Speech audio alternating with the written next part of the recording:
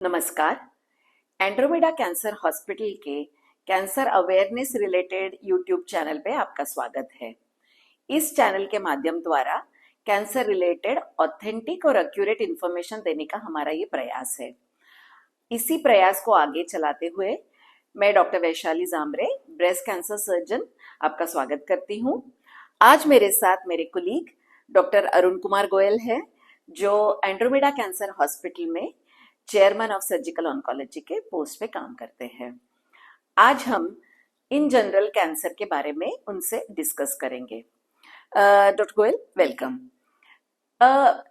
हम सब जानते हैं कि कैंसर रिलेटेड बहुत सारी मिस इन्फॉर्मेशन की वजह से इस बीमारी के बारे में हमारे मन में डर होता है। उसी डर को दूर करने के लिए आज हम सर के साथ कुछ सवाल जवाब करने वाले हैं।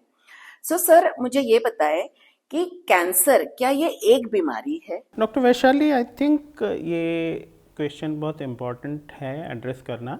मैं उसके पहले ये ज़रूर कहना चाहूँगा कि यूट्यूब पे डेफिनेटली बहुत सारे वीडियोस अवेलेबल हैं, बट हम लोग अपनी सीरीज़ में हम लोग कोशिश करेंगे कि शुरू से लेकर के और इस चीज़ को डिस्कशन के थ्रू आगे लेके जाएं। तो पहली चीज़ है कि कैंसर एक्चुअली एक बीमारी नहीं है, ये एक टाइप की बीमारी के लिए एक टर्म यूज़ होती है। सो ओवरऑल अगर हम कहें तो 100, 150, 200 अलग अलग टाइप के कैंसर्स हो सकते हैं। और ये चीज़ लोगों के लिए समझना इसलिए ज़रूरी है क्योंकि ये बहुत कॉमन होता है। हमारे पास कोई भी पेशेंट आता है, हम कुछ डिस्कस करते हैं तो वो बोलते हैं कि नहीं, मेरे नेबर को तो ये नहीं हुआ था, उनको ऑपरेशन नहीं हुआ था, या उनका सिर्फ ऑपरेशन हुआ था, या उनको कीमो नहीं मिली थी, या ऐसा है उनको रेडिएशन नहीं मिला। तो मैं यही कहना चाहूँगा कि पर्सन ए और पर्सन बी का जो कंपैरिजन है वो इसलिए बहुत बार गलत होगा क्योंकि उनमें दोनों में टोटली डिफरेंट कैंसर्स हो सकते हैं। सो आई थिंक जो आज के टाइम्स में जो हम कैंसर ट्रीटमेंट की बात करते हैं तो उसको हम कहते हैं पर्सनलाइज्ड ट्रीटमेंट, यानी हर व्यक्ति का कहाँ से कैंसर की शुरुआत हुई है, स्टेज कैसा हुआ है, ऐसे अनेक फैक्टर्स को कंसिडर करके एक पर्सनलाइज्ड ट्रीटमेंट प्लान बनाया जाता है। डॉक्टर गोयल, मुझे ये बताएं कि ये कैंसर के बारे में आमतौर पे लोगों के मन में डर क्यों होता है? इज इट, और ये जस्टिफाइड है, क्या ये जायज है? आई थिंक डर ह्यूमन नेचर का एक बहुत एसेंशियल पार्ट है। क्वेश्चन ये है कि ये जायज़ है या नहीं है। तो अगर हम हिस्ट्री से देखते हैं तो आज से 100 साल पहले ट्यूबरक्लोसिस की अगर हम बात करें तो कहा जाता था ट्यूबरक्लोसिस इज़ ए किलर, राजरोग उसको बोलते थे। वी हैड मूवीज़ जिसमें अगर घर में किसी को ट्यूबरक्लोसिस है तो उसको घर से दूर कहीं सैनिटोरियम में भेजते थे इलाज के लिए, और बहुत सारे लोगों की डेथ भी हो जाती थी। लेकिन आज वो एक कॉमन बीमारी हो गई है।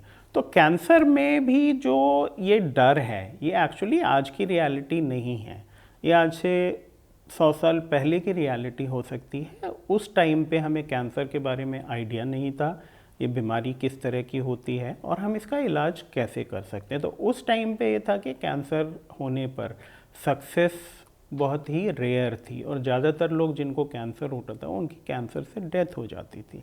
लेकिन जो प्रोग्रेस हुआ है पिछले 75 से 100 साल में, उसके बाद ये चीज़ बिल्कुल बदल गई है। और आज के दिन हम कहते हैं कि हम कैंसर के मेजॉरिटी का मतलब नॉट 100% बट डेफिनेटली 60-70% मरीज़ों को ऑन एन एवरेज क्योर कर पाते हैं। और अगर अर्ली स्टेज में हो तो ये क्योर रेट 90% से भी ऊपर हो सकता है। तो वो नेगेटिविटी और डर दोनों आज के दिन जस्टिफाइड नहीं है। करेक्ट। सो जो कैंसर से रिलेटेड जो ट्रीटमेंट में एडवांसमेंट्स हुए हैं उसकी वजह से आज कैंसर ये डरने वाली या डरावनी बीमारी नहीं रही है। Am I right? Right. So let us move on and discuss about, मुझे ये बताएं कि जैसे हम कहते हैं कि अगर अर्ली स्टेज में कोई भी बीमारी अगर डायग्नोज होती है तो उसके जो ट्रीटमेंट के रिजल्ट्स होते हैं वो बहुत अच्छे होते हैं, and that is true for cancer also. But ये अर्ली स्टेज में पहुंचने के लिए ऐसे क्या सिम्टम्स होते हैं कि जो अगर मैं एक्सपीरियंस करती हूँ तो तुरंत मुझे दिखाना चाहिए? और इन अदर टर्म्स मैं ये पूछना चाहूंगी कि क्या कैंसर के कोई स्पेसिफिक सिम्टम्स होते हैं क्या? आई थिंक ये जो कैंसर सिम्टम्स का जो टॉपिक है, ये एक बहुत बड़ा टॉपिक है और बहुत ही इम्पॉर्टेंट टॉपिक है, क्योंकि जैसा आपने बताया अर्ली डायग्नोसिस वो आज के दिन हम लोगों के लिए एज ए सोसाइटी सबसे बड़ा ऑब्जेक्टिव है। तो पहला तो मैं लोगों को सबको ये कहना चाहूँगा कि ये कोई सिम्टम ऐसा नहीं है कि कैंसर के लिए स्पेसिफिक है कि अगर किसी इंडिविजुअल को ये सिम्टम है और हम उसको सिम्टम सुन के बोल देंगे कि आपको तो कैंसर है, ऐसा नहीं है। तो कोई स्पेसिफिक इंडिविजुअल स्पेसिफिक सिम्टम नहीं है। दूसरी चीज़ ये है कि कैंसर जैसे एक बीमारी जो शरीर के हर ऑर्गन को अफेक्ट कर सकती है, एक तरह से हम बोले सर से पाँव तक, स्किन को भी अफेक्ट करती है, हमारे अंदर के टिश्यूज़ को भी अफेक्ट करती है, ब्रेन को अफेक्ट करती है, लंग्स को, किडनीज़ को, बोन को, मसल को, तो ऑलमोस्ट शरीर का कोई ऑर्गन नहीं है एक्सेप्ट फॉर मे बी अगर हम लोग बोले हेयर एंड नेल्स, तो उनको छोड़ के शायद ये बीमारी हर ऑर्गन में हो सकती है। तो जो सिम्टम्स होते हैं वो कहाँ पे कैंसर है, किस ऑर्गन से शुरू हुआ, उससे रिलेटेड होते हैं शुरुआत में, और जैसे जैसे ये बीमारी बढ़ती है तो ये सिम्टम्स चेंज हो सकते हैं। सो अगर मैं ये कहूंगी कि कोई ऐसा स्पेसिफिक सिम्टम है कि उसको लिया तो वो कैंसर ही है, ऐसा होता है, या कैंसर और नॉन कैंसरस बीमारियों के सिम्टम्स कभी कभी एक जैसे होते हैं? आई थिंक कभी कभी नहीं, ऑलमोस्ट एवरी केस में अगर जो सिम्टम्स हैं वो कैंसर और नॉन कैंसर का ओवरलैप बहुत कॉमन है। हाँ, कुछ कम्बिनेशन होता है जिसमें एज और सिम्टम्स का कम्बिनेशन हो सकता है, जिसमें हमें देख के लगेगा कि ये डेफिनेटली कैंसर होने का चांस ज़्यादा है, और कुछ केसेस होंगे जहाँ पे हमें लगेगा कि नहीं, ये कैंसर होने का चांस बहुत कम है। बट सिम्टम्स में overlap is the rule rather than the exception. Doctor Arun, क्या आप हमें थोड़ा सा बता सकते हैं कि कौन से ऐसे सिम्टम्स अगर कॉमनली अगर हम ले तो ऐसे कैसे सिम्टम्स है कि अगर किसी को ये महसूस होते हैं अपने शरीर में तो आपको इग्नोर नहीं करना चाहिए, तुरंत दिखाना चाहिए? ऐसा क्या है कि जहाँ पे आप ये सलाह देंगे कि अब आपको इसको इग्नोर नहीं करना है? Can you just enumerate these symptoms? देखिए, जैसे मैं कई बार नेट पे सर्च करके देखता हूँ कि what actually people are searching for, तो कैंसर सिम्टम्स के बारे में I was seeing questions like what are the 5 warning signs of cancer, what are the 7 warning signs of cancer, what are the 10 warning signs of cancer, what are the early signs of cancer, या फिर ऐसा है कि किसी particular cancer के लिए what are the 10 warning signs of ovarian cancer. तो ये चीज़ कोई एक स्पेसिफिक नंबर नहीं है। तो ब्रॉडली अगर हम बात करें इन जनरल, तो पहली चीज़ तो ये है कि शरीर में कोई भी नया सिम्टम अगर डेवलप होता है, अ न्यू सिम्टम, और अगर वो सिम्टम 2 से 3 हफ्ते में नेचुरल कोर्स में वो जो बेसिक प्रॉब्लम है अगर वो ठीक हो जाता है, अगर नहीं ठीक होता है, वो सिम्टम परसिस्ट कर रहा है या बढ़ रहा है, उसके लिए साथ में आपने डॉक्टर को कंसल्ट किया और कोई रूटीन एक्सप्लेनेशन से वो सिम्टम हमें उसका कारण या कॉज नहीं मिला, तो definitely always we should think could it be cancer. ये मैं कहता हूँ पब्लिक यानी आम लोगों के लिए भी, और ये डॉक्टर्स के लिए भी, सब जो जनरली कैंसर से डायरेक्टली डील नहीं करते हैं, सबके लिए इम्पॉर्टेंट है। तो a symptom which is new, which is not improving, we can not make a clear cut diagnosis, और 2 से 3 हफ्ते में अगर ये नहीं कर पा रहे हैं तो हमें कैंसर के बारे में ज़रूर सोचना चाहिए। सो आई थिंक ये बहुत इंपॉर्टेंट मैसेज है कि कैंसर का कोई एक स्पेसिफिक सिम्टम नहीं होता है। There are many symptoms which can overlap between a cancer और a non cancerous cause. So जो मैसेज सर ने दिया है कि कोई भी सिम्टम अगर इम्प्रूव नहीं हो रहा है तो बिना डरे, अंडरलाइन, बिना डरे आपको हेल्थ केयर सिस्टम तक पहुंचना है। अगर कैंसर हुआ तो उसका इलाज हो जाएगा, अगर कैंसर नहीं है तो आपके मन की तसल्ली हो जाएगी। So moving on, doctor Arun, मैं ये पूछना चाहूंगी कि अगर कोई ऐसा सस्पिशियस सिम्टम लेके पेशेंट आपके पास आते हैं तो क्या उनकी जांच आप एक जैसी करते हैं या कुछ अलग तरीके से, अलग अलग प्रकार से उनकी जांचें की जाती है? डॉक्टर वैशाली, जांच की जब हम बात करेंगे तो डेफिनेटली जो टेस्टिंग है वो शरीर के हर ऑर्गन के लिए कुछ ना कुछ वेरिएशन हो सकता है।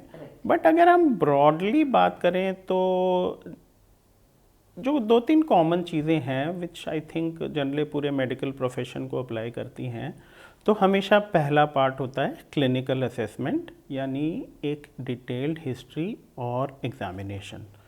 सो we will talk to the patient, उससे पूछेंगे कि सिम्टम्स क्या क्या हैं, उसकी शुरुआत कैसे हुई, उसमें कोई चेंज आया या नहीं आया, वो बढ़ रहा है, वो घट रहा है, वो लगातार है, किसी पोस्चर से उसका कोई रिलेशन है या नहीं है। और बाकी हम बॉडी के और सिस्टम्स के बारे में भी क्वेश्चंस पूछते हैं कि किसी और सिस्टम से रिलेटेड कोई और सिम्टम्स हैं या नहीं है। और फिर उसके बाद हेड टू टो एक डिटेल्ड फिजिकल एग्जामिनेशन भी ज़रूरी है। ये सब हिस्ट्री और एग्जामिनेशन मैं करूँगा before I go to advising any test और actually looking at the test that the patient has already got done. So broadly जैसे सर ने कहा आपको कि कोई भी एक पेशेंट का ना उनके सिम्टम्स एक जैसे हो सकते हैं, ना उनकी जांच एक जैसे होती है, और ट्रीटमेंट के बारे में जब भी हम डिस्कस करेंगे तो ये भी हम आपको बताने की वो करेंगे कि सारे पेशेंट्स का एक जैसा ट्रीटमेंट भी नहीं होता। सर मूविंग ऑन, मैं ये आपको पूछना चाहूंगी कि अगर किसी को कैंसर का डायग्नोज हो गया तो आप उसको आगे कैसे प्लान करते हैं, ट्रीटमेंट प्लानिंग कैसे किया जाता है? Can you broadly tell us? I think अगर हम ब्रॉडली बात करेंगे तो जो पूरी कैंसर की जर्नी है, पहला स्टेप है डायग्नोसिस, जिसमें हम जनरली इमेजिंग कुछ एक्सरे, सीटी, एमआरआई, पेट सीटी कोई टेस्ट करते हैं। फिर बायोप्सी है which can be needle biopsy, which can be FNAC, which sometimes कि कभी कभी सर्जिकल बायोप्सी हो सकती है, और कुछ केसेस में बायोप्सी नहीं होती है, हम सिर्फ इमेजिंग के बेसिस पे आगे चलते हैं। फिर उसके बाद अगला काम होता है स्टेजिंग, कि बीमारी बॉडी में कहाँ कहाँ फैली है। तो एक ये स्टेजिंग बहुत इंपॉर्टेंट है क्योंकि हर कैंसर में स्टेज 1, 2, 3, 4 होते हैं और स्टेज के बेसिस पे ट्रीटमेंट डिसाइड किया जाता है। तो जब हम ये सारी जानकारी इकट्ठी कर लेते हैं तो उसके बाद जो अगला स्टेप है, जिसे हम लोग बोलते हैं एक ट्यूमर बोर्ड डिस्कशन या मल्टी डिसिप्लिनरी डिस्कशन है, जिसमें हॉस्पिटल में जो कैंसर से रिलेटेड सब स्पेशलिस्ट हैं, the cancer surgeon, the medical oncologist, the radiation oncologist, the radiologist, the pathologist, the nuclear medicine specialist, और इसके अलावा और स्पेशलिस्ट लाइक प्लास्टिक सर्जन हो सकते हैं, स्पेसिफिक ट्रेन नर्सेज हो सकते हैं, जेनेटिक काउंसलर्स हो सकते हैं। ये सब लोग साथ बैठते हैं, ये सारी इन्फॉर्मेशन रिव्यू करके एक ट्रीटमेंट प्लान बनाया जाता है। कई बार एक ही ऑप्शन होती है, कई बार डिफरेंट ऑप्शंस हो सकती हैं।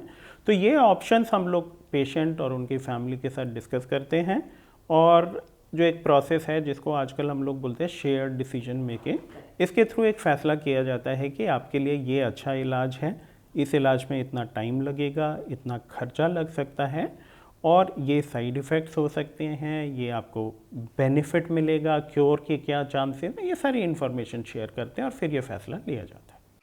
आई थिंक डॉक्टर अरुण ने हमें एक बहुत इंपॉर्टेंट मैसेज दिया है कि किसी भी कैंसर के पेशेंट का एक जैसा इलाज नहीं होता है।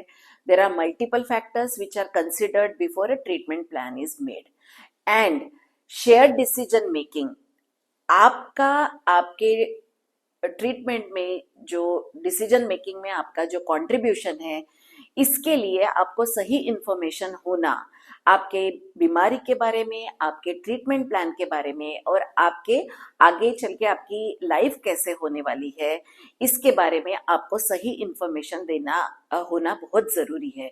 तभी आप एक सही डिसीजन आपके ट्रीटमेंट के बारे में ले पाएंगे। इसीलिए हमारा ये एंडेवर रहेगा कि हर कैंसर के बारे में हम आपकी तरफ एक एक्यूरेट इंफॉर्मेशन के साथ यहाँ पे उपस्थित हो।